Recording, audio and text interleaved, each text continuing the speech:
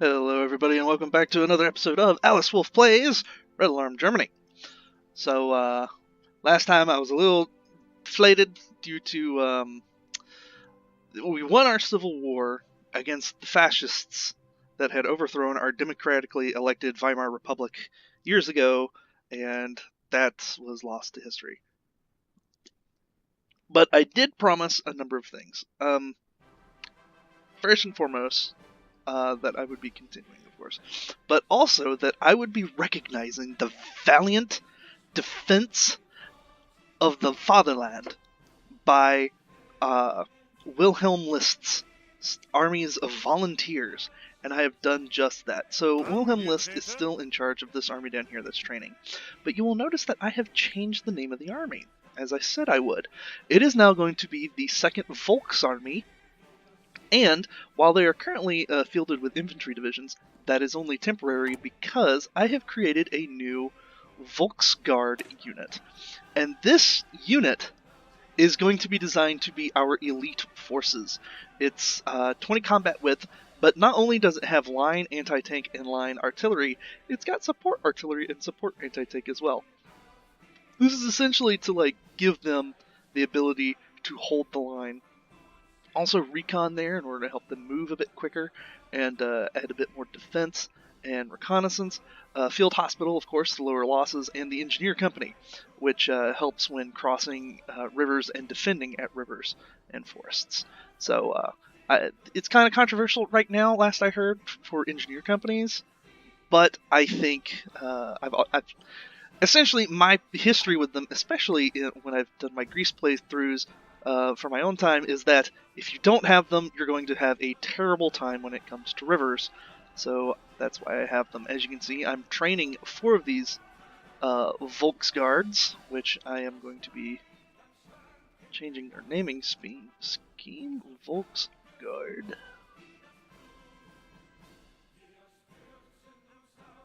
This is going to be the 1 Volksgarde. 2 Volksgarde.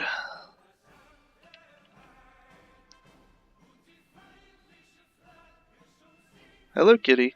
3 Volksgarde. I'm recording right now. 4 Volksgarde. Is there a way for me to set that? Can I do custom? Nope, just historical. Alright. That's fine. And I've also set them to be elite, so they will be using our best and brightest, because they are our elite volunteer army. Right, so, with that said, let's go ahead and unpause. Ow, our experience is pretty good. We should probably use that at some point. Down, kitty. Alright, so, where we left off, we are being surrounded by communism. Ooh, Grand Battery. He still hasn't chosen a government path yet. That's our main concern. Poland went left. They went left. They're currently going paramilitarism, which means they are having an increase in communism. And I just do not have honestly the desire to affect that for the time being, so we're gonna let them go with it. Yes, because that's all infantry that gets higher defense stats. Missing equipment production. It's probably because I don't have transport planes.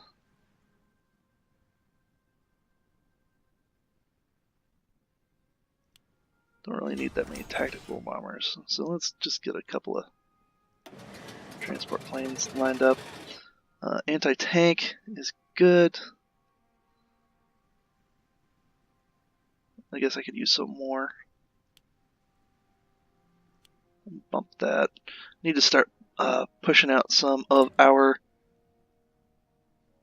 construction here. So what I'm going to do is start working on our military forts now that we have secured their Vaterland. There is no reason not to. I kind of want to leave Pommern and Mecklenburg to be port facilities if we need them.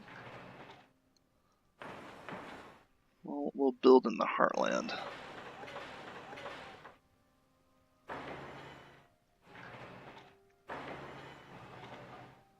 There we go. Alright. I was not keeping tabs on when this episode started, so it's going to be a long episode, guys.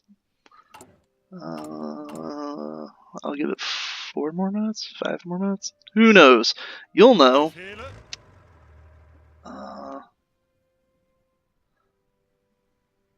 We're missing 2 tanks.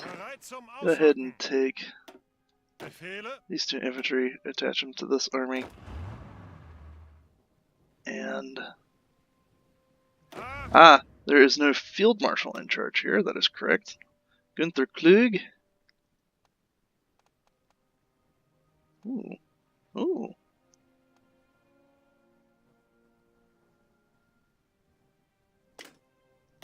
Get that one. And go ahead and point him there. I've also changed a couple of things. The names of things, for one. I have changed Erwin Rommel's army to the First Army. And I have also changed our higher level command structure. We now have the Preußisches Oberkommando, which it means the Prussian High Command, and we also have the Rhine High Command because these guys will be dealing with the Rhine front, and these guys will essentially be dealing with the Prussian front. I have rethought my plan, and I do want to have at least an army in Prussia, Ostprussian, in order to hold the line should these guys legitimately go communist.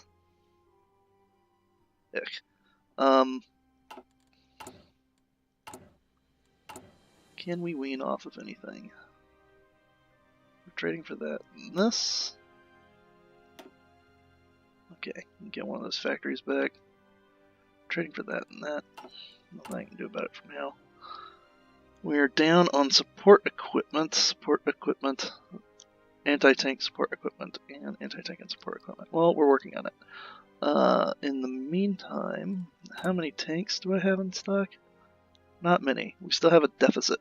I also plan on getting the light tanks replaced with medium tanks, just so they can be a little more hard-hitting. I have modified the division to add an extra motorized and 2 light tank divisions to get the combat width up to 20. Hi, kitty. Doing a thing. And so I wanted to make sure that I've also made them elite, so there's going to be a few of them. They need to have some of the best equipment out there. Rommel, go ahead and train. And you, kitty, I'm busy. And you go ahead and train down here to get these infantry divisions up and running. What's going to happen is I am going to eventually send all 10 of these infantry divisions to form a new front on this side over here. Primarily against France, more than likely. I froze. There we go. Ooh, what was that? Latest change. Start from actions. I don't know about that. National focus. So, Hungary renounces the Treaty of Trianon. In a public declaration, Miklos Horthy has renounced the treaty imposed by the Allied powers after the Great War. Signed by the Hungarians under protest in 1920, it greatly reduced the country's size and limited the strength of its military. In his speech, the king already hinted that Hungary may soon look towards reaffirming their claims on territories taken from them 2 decades ago. The king? Have they brought their king back? Maybe we should bring ours back. Oh. Who knows? For now, I do want to get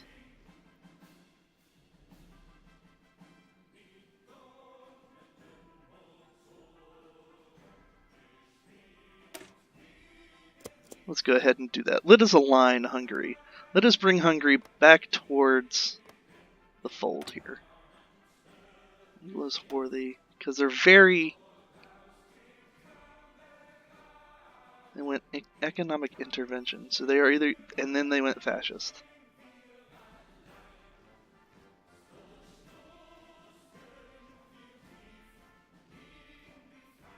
So they can proclaim Greater Hungary a century. A century? Essentially.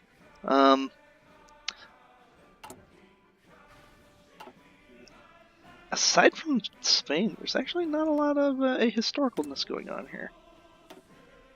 What about, now wait, hold on a cotton picking minute.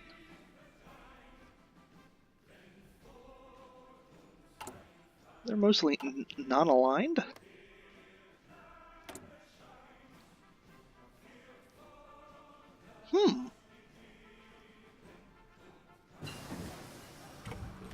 Here's our Marines division. Current year is July 38. And we're working on our panzers right now.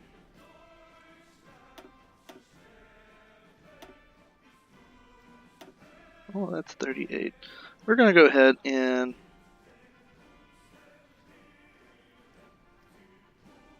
that'll be done in 12 days.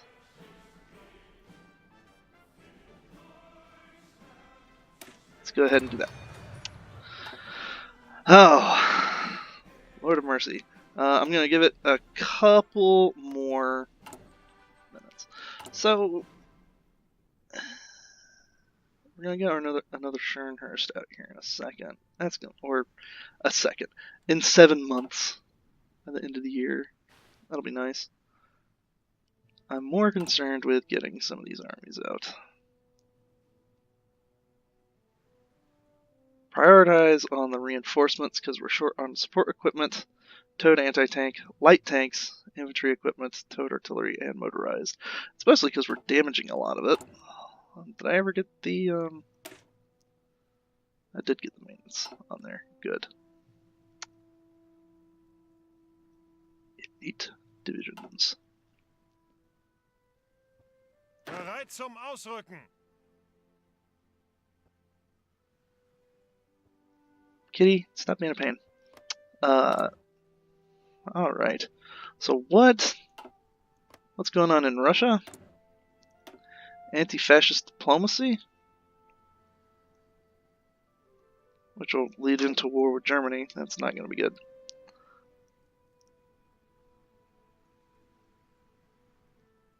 Ooh. There's nastiness that can happen in Russia. And that is what we are preparing for. Neville Chamberlain's still in charge.